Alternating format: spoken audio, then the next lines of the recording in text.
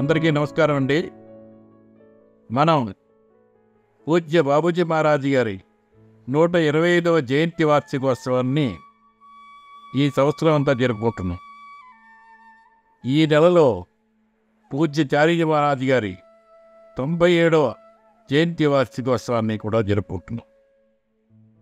ఈ రెండు వేడుకల సందర్భంగా ఆ మహనీయులిద్దరి దివ్య స్మరణలో మనం బాబూజీ గారు మనకి అందించినటువంటి బోధనల్ని చారీజీ గారు వివరించి చెప్పారు. ఆ వివరణల్ని చెప్పుకుందాం. చారీజీ గారు ఈ మిషన్లో చేరినటువంటి కొత్తలో ఒకసారి షాజహాన్పూర్లో బాబూజీ గారిని మన లిటరేచర్ గురించి అడిగారట. అప్పుడు బాబూజీ గారు అక్కడ దగ్గరలో ఒక చెక్క బల్ల మీద ఉన్నటువంటి వారు రాసినటువంటి 5-6 పుస్తకాలని చూపించారు. అవి చూసి చారీజీ గారు ఇంతేనా అంటే బాబూజీ గారు 2 చేతులు ఇలా విశాలంగా చాపి భవిష్యత్తులో ఇంకా ఎన్నో వస్తాయి అని చెప్పేసి అన్నారట. ఇంకా ఎన్నో పుస్తకాలు భవిష్యత్తులో వస్తాయని చెప్పిన వాటిలో అనేక పుస్తకాలని నేనే రాయవలసి ఉంటుందని నాకు అప్పుడు తెలియదు అని చెప్పి నవ్వుతూ అన్నారట. అలా ఆయన వ్రాసిన రచనలు, వారి యొక్క ప్రసంగాలు తర్వాత పుస్తకాల రూపంలో ప్రచురితమయ్యే వాటిలన్నింటిలోనూ కూడా బాబూజీ గారి బోధనల్ని సామాన్యులమైనటువంటి మనలాంటి వారికి కూడా అర్థమయ్యే రీతిలో చారీజీ మహారాజ్ గారు వివరించారు. అలా బాబూజీ బోధనల్ని, చారీజీ వివరణల్ని మనం చెప్పుకుందాం. సహజ మార్గంలో పరీక్షలు అనేవి ఏవీ లేవన్నారు బాబూజీ గారు. ఒక గురువు అతని శిష్యుడిని పరీక్షిస్తున్నాడంటే ఆ గురువు అసమర్థుడు అని చెప్పి అన్నారు. దానికి చారీజీ గారు అదేలాగా అని అడిగారు.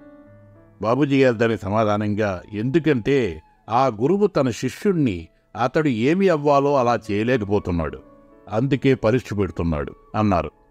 బాబూజీ గారు అన్నారు, నేను ఎవరినైనా వారెలా అవ్వాలో అలా చేయగలను, కాకపోతే అందుకు వారి నుండి అంగీకారం, సంపూర్ణ అంగీకారం అవసరం అన్నారు. చారీజీ గారు ఇలా చెప్పారు. బాబూజీ గారితో నేను డెన్మార్క్ పర్యటనలో ఉన్నప్పుడు అక్కడ డానిష్ రేడియో చేసిన ఇంటర్వ్యూలో బాబూజీ గారిని నిజానికి మీరేమిటి అని అడిగారు.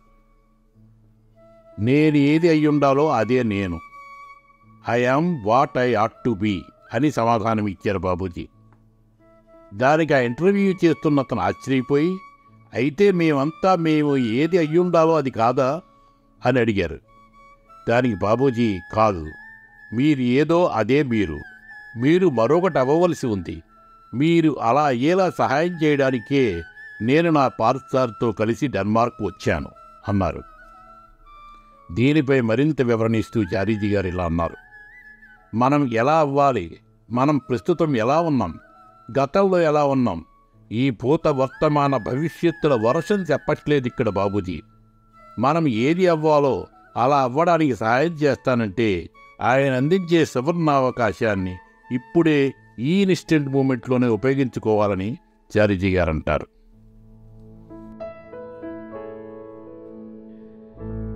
ప్రతి జీవికి కష్టాలు తప్పవని, అవి చాలాసార్లు మనం ఊహించని రీతిలో వస్తాయని, వాటి భారాన్ని తగ్గించాలంటే దైవేచ్ఛకు లోబడి వాటిని యథాతథంగా అంగీకరించడమే అత్యుత్తమ వైఖరిని బాబూజీ గారు అన్నారు. ఈ బోధనపై చారీజీ గారు ఇలా అన్నారు. మనం ఎక్కడా ఎప్పుడూ ఏ తప్పు చెయ్యలేదే, నాకు ఈ కష్టం ఎందుకు వచ్చింది, ఇదంతా చాలా అసంగతంగా ఉందే అని అనుకుంటాం. మనకి మిస్టరీ అంతుపట్టక ఏమి చేస్తామంటే సుఖమనే మత్తులో బాధను తొలగించాలనుకుంటాం. అలా చేస్తే సమస్యలు తగ్గడానికి బదులు పెరుగుతాయి. అందుచేత అంగీకరించడంలోనే వివేకం ఉంది. చారీజీ గారు అంటారు, సుఖానికి విలువేమీ లేదు, అది మరిన్ని కోరికలను సృష్టిస్తుంది. కానీ కష్టము, బాధ మనల్ని ఎల్లప్పుడూ స్పిరిచువల్ టోస్ పై నిలబెడతాయి, దైవ స్మరణలో ఉంచుతాయి, దైవానికి దగ్గరగా ఉంచుతాయి అంటూ ఒక సంఘటన చెప్పారు. ఒకసారి ఆయన వద్దకి ఒక సోదరి వచ్చింది. అందరూ ఆమెను శాపగ్రస్తురాలు అని అనుకునేవారు. ఎందుకంటే ఆమెకు ఒక తీవ్ర అంగవైకల్యంతో ఉన్నటువంటి బిడ్డ జన్మించాడు.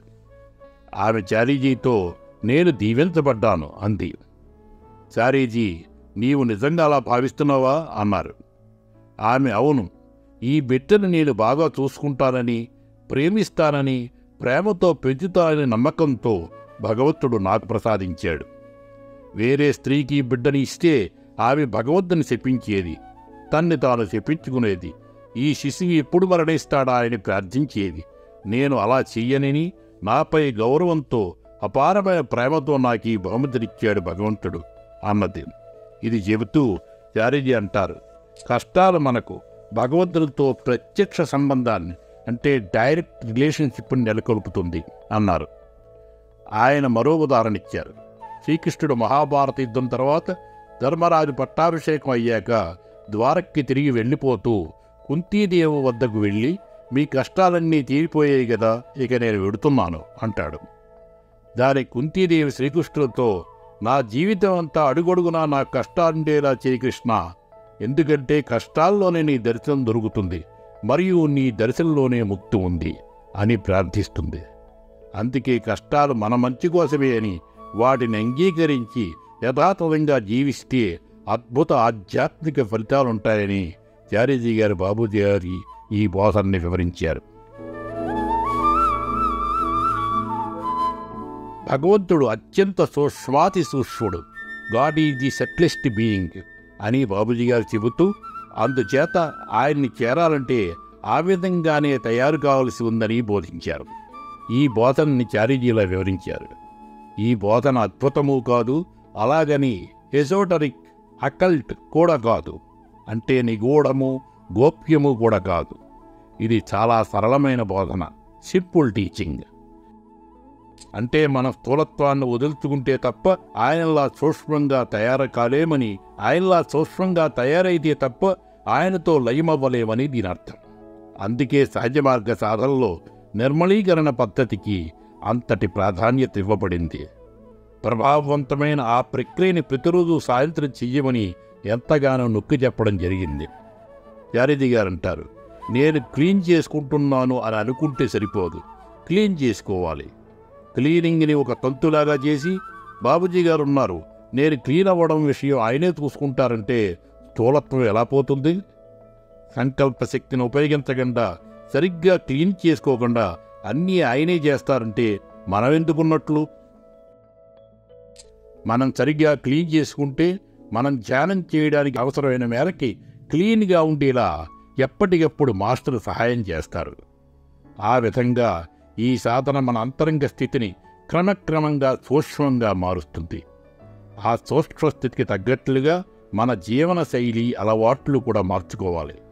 అందుకు మన ఇన్పుట్స్ అంటే భౌతికాహారం, అలాగే మానసికాహారం అంటే మనం చూసేది, వినేది, చదివేది, ఆలోచించేది, ఇలా అన్ని ఇన్పుట్స్ కూడా మన అంతరంగ సూక్ష్మస్థితికి అనుగుణంగా ఉండాలి. అలాగే మనలో పెరిగే సూక్ష్మస్థితికి తగ్గట్లు ఇన్పుట్స్ ఉండేట్లుగా మన ప్రవర్తన ఉదాత్తంగా ఉండేట్లుగా శ్రద్ధ వహించాలి. అప్పుడే మనం సాధనలో సాధించినటువంటి సూక్ష్మస్థితి మరింత సూక్ష్మంగా తయారవుతుంది. అలా మనం బాహ్య అంతరంగ సాధనలతో చివరికి భగవత్స్థితిలో లయమయ్యేలా అత్యంత సూక్ష్మంగా తయారవుతామని చారీజీ గారు వివరించారు.